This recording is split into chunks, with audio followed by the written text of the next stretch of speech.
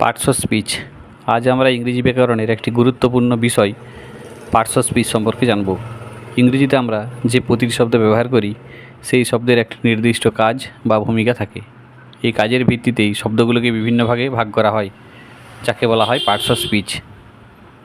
যেমন একটি দলে প্রত্যেক সদস্যের আলাদা আলাদা দায়িত্ব থাকে, ঠিক তেমনি বাক্যে প্রতিটি আলাদা আলাদা কাজ রয়েছে। ইংরেজি ভাষা সঠিকভাবে শিখতে এবং ব্যবহার করতে পার্টস অফ স্পিচ জানা খুবই প্রয়োজন। এটি আমাদের বুঝতে সাহায্য করে কোন শব্দটি বাক্যে কী কাজ করছে এবং কিভাবে শব্দগুলোকে সঠিকভাবে সাজাতে হয়। পার্টস অফ স্পিচ ভালোভাবে জানলে আমরা সহজে সঠিক বাক্য গঠন করতে পারি, ভুল কম হয় এবং ইংরেজি লেখা ও বলার দক্ষতা অনেকটা উন্নত হয়। তাই ইংরেজি শেখার মূল ভিত্তি মজবুত করতে পার্টস অফ স্পিচ শেখা অত্যন্ত গুরুত্বপূর্ণ। চলো কথা না বাড়িয়ে আমরা ক্লাসটা শুরু করি।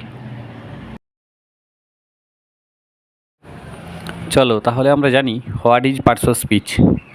যে শব্দ বাক্যে তাদের কাজ বা ভূমিকা অনুসারে শ্রেণীবদ্ধ করা হয় তাকে পার্টস অফ স্পিচ বলে। অর্থাৎ আমরা যখন কথা বলি তখন সেই কথার মধ্যে কিছু ভার্ব থাকে, কিছু কাজ করা বোঝায়, কিছু নাম বোঝায়। এরকম অংশগুলি হলো parts of speech. Parts of speech শব্দের অর্থ কথার অংশ, অর্থাৎ যে সমস্ত কথাগুলো আমরা বলছি সেই কথাগুলোর প্রত্যেকটি ছোটো ছোটো অংশই হলো পার্টস অফ স্পিচ। তবে মনে রেখো, পার্টস অফ স্পিচ শুধু একটি গ্রামার টপিক নয়, এটি তোমার ইংরেজি শেখার শক্ত ভিত।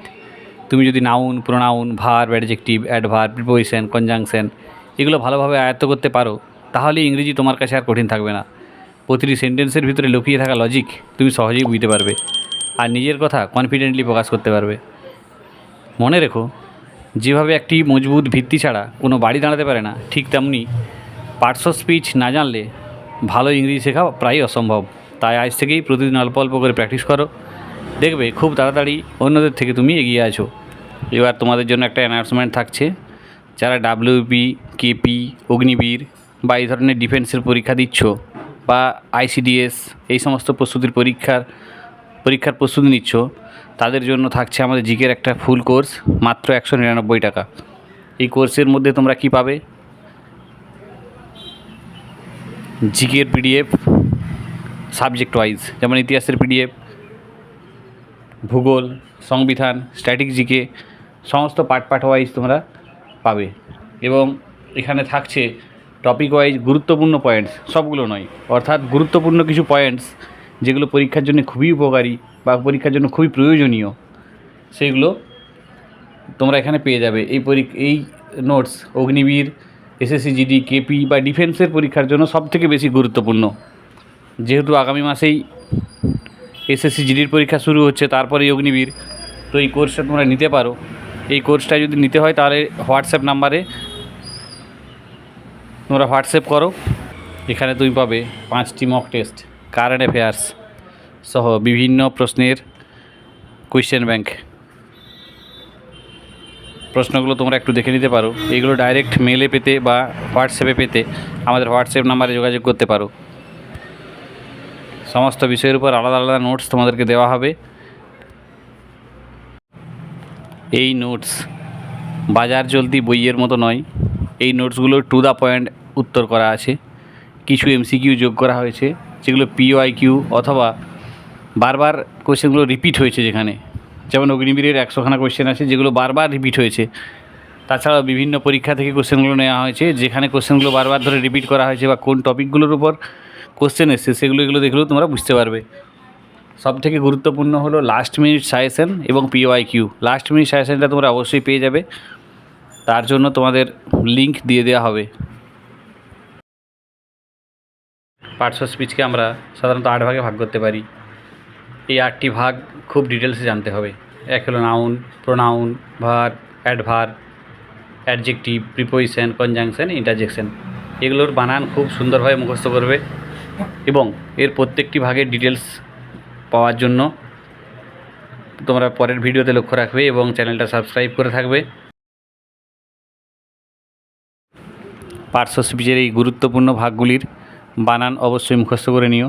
যদিও বানানগুলো কোনো কম্পিটিটিভ এক্সামে আসবে না, এই স্পেলিংগুলি যারা ক্লাসের স্টুডেন্ট 5, 6, 7, 8, 9, 10 তাদের জন্য খুবই গুরুত্বপূর্ণ। এগুলো তোমরা একটু মুখস্থ করে নিও। চলো আমরা জেনে নিই আজকে নাউন সম্পর্কে। নাউন কাকে বলে?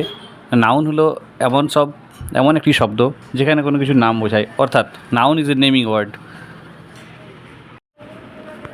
অর্থাৎ সংজ্ঞা হিসাবে যদি বলতে হয় তাহলে এরকম বলা যায় যে ওয়ার্ড দ্বারা কোনো ব্যক্তি বা বস্তুর নাম বোঝায় তাকে নাউন বলে।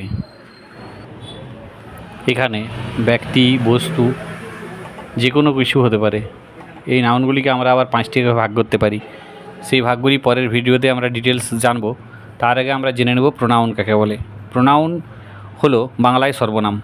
নাউনকে বারবার ব্যবহার না করে তার পরিবর্তে আমরা যে সমস্ত ওয়ার্ড ব্যবহার করি তাকে প্রোনাউন বলে। অর্থাৎ নাউনের পুনরাবৃত্তি রোধ করার জন্য যা ব্যবহার করা হয় তা হলো প্রোনাউন। উদাহরণস্বরূপ বলা যেতে পারে, Rabi is a good boy, he goes to school everyday. অর্থাৎ রবির পরিবর্তে এখানে হি ব্যবহার করা হয়েছে, অতএব হিটা হলো একটা প্রোনাউন। নাউনের মতো প্রোনাউনের বেশ কয়েকটি ভাগ রয়েছে, যেগুলো এক একটি ভাগ খুবই গুরুত্বপূর্ণ। এর পরের ভাগটি হলো ভার্ব। ভার্ব শব্দের অর্থ হচ্ছে ক্রিয়াপদ। অর্থাৎ আমরা যে সমস্ত কাজকর্ম করি সেগুলো সবই হলো ক্রিয়াপদ। আমাদের থাকা, ঘুমানো, চলা, হাঁটা সব কিছুই হলো ক্রিয়াপদ। ভার্বেরও বেশ কয়েকটি ভাগ রয়েছে, এটা আমরা পরের ভিডিওতে জানব। এবারের ভাগ হলো অ্যাডজেক্টিভ বা বিশেষণ। অ্যাডজেক্টিভ হলো কোয়ালিফাইং একটা ওয়ার্ড, যে ওয়ার্ড দ্বারা নাউন বা প্রোনাউনের দোষ, গুণ, অবস্থা, পরিমাণ ইত্যাদি বোঝায় তাকে বলা হয় অ্যাডজেক্টিভ। যদি কোনো কাজ করতে হয় সেই কাজ কতটা গভীর বা কতটা করা হয়েছে বা কী পরিমাণ আছে এসব আমরা যখন বোঝাই তখন তাকে বলা হয় অ্যাডজেক্টিভ। এরপর হলো অ্যাডভার্ব। অ্যাডভার্বের বাংলা হচ্ছে ক্রিয়া বিশেষণ। অ্যাডভার্ব হলো এমন এক ধরনের ওয়ার্ড যে ওয়ার্ড দ্বারা ভার্ব, অ্যাডজেক্টিভ অথবা অন্যান্য অ্যাডভার্বের স্থান, পরিমাণ, ধরন, শর্ত, বৈপরীত্য ইত্যাদি বোঝায় তাকে বলা হয় অ্যাডভার্ব। এই অ্যাডভার্বের বেশ কয়েকটি ভাগ আছে, time, place, manner, degree, action. পরের হলো প্রিপোজিশন। প্রিপোজিশন শব্দের অর্থ হলো যখন কোনো ওয়ার্ড নাউন বা প্রোনাউনের পূর্বে বসে নাউন বা প্রোনাউনের সঙ্গে বাক্যের অন্যান্য ওয়ার্ডের সম্পর্ক বুঝিয়ে দেয় তাকে বলা হয় প্রিপোজিশন। তাহলে প্রিপোজিশন কী করছে? নাউন প্রোনাউনের সঙ্গে অন্যান্য ওয়ার্ডের সম্পর্ক বুঝিয়ে দিচ্ছে। যেমন এখানে the book is on the table, উদাহরণ একটা দেওয়া আছে। এই উদাহরণের মধ্যে প্রিপোজিশন কোনটা? যদি দেখো the book is on the table, অর্থাৎ বইটা টেবিলের উপরে আছে, তাই টেবিলের সঙ্গে সম্পর্ক বুঝিয়ে দিচ্ছে অন। এটা হলো প্রিপোজিশন। চলো নেক্সট ভাগ হলো কনজাংশন। কনজাংশন হলো এমন ওয়ার্ড যে দুটি ধারণা, দুটি ব্যক্তি, বস্তুর মধ্যে সংযোগ স্থাপন করে তাকে বলা হয় কনজাংশন।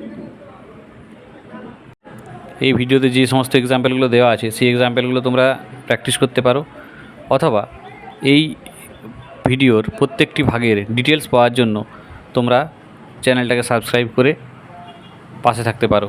চলো পরের ভাগ হলো ইন্টারজেকশন। যে ওয়ার্ড দ্বারা আনন্দ, দুঃখ, ঘৃণা, বিস্ময়, হঠাৎ আবেগ এইসব বোঝায় তাকে বলা হয় ইন্টারজেকশন। উদাহরণস্বরূপ বলা যেতে পারে, hurray we have won the match, অথবা alas he is no more. এই হুররে অথবা অ্যালাস এই শব্দ দ্বারা যেমন একটি আনন্দ এবং একটি দুঃখকে বোঝাচ্ছে, সেই রকম কোনো কিছু ভালো জিনিসের সম্মুখীন হলে বা বিস্ময় হলে ওয়াও শব্দ ব্যবহার করি। এই সমস্ত বিষয়গুলিকে ইন্টারজেকশন বলা হয়। এবার এই সামারি টেবিলটা তোমরা দেখে নাও। এই সামারি টেবিলের পাশে পাশে লেখা আছে কোনটা কোন ক্ষেত্রে ব্যবহার করা হয়। নাউন যেমন নেমের ক্ষেত্রে, প্রোনাউন, রিপ্লেস নাউন, ভার্বের অ্যাকশনের ক্ষেত্রে, অ্যাডজেক্টিভ ডেসক্রিপশনের ক্ষেত্রে, অ্যাডভার্ব মডিফিকেশনের ক্ষেত্রে, প্রিপোজিশন রিলেশনের ক্ষেত্রে, কনজাংশন কানেকশনের ক্ষেত্রে এবং ইন্টারজেকশন ইমোশনের ক্ষেত্রে ব্যবহার করা হয়েছে। এখানে যে এক্সারসাইজগুলো দেওয়া আছে এগুলো তোমরা প্র্যাকটিস করতে পারো, এবং যারা এখন ক্লাস 5, 6, 7, 8 বা 9, 10-এ পড়ো এগুলো সম্পর্কে জানার দরকার আছে, তোমরা ভিডিওটা পজ করে করে এগুলো লিখে নিতে পারো। ধন্যবাদ এতক্ষণ ভিডিওর সঙ্গে জুড়ে থাকার জন্য।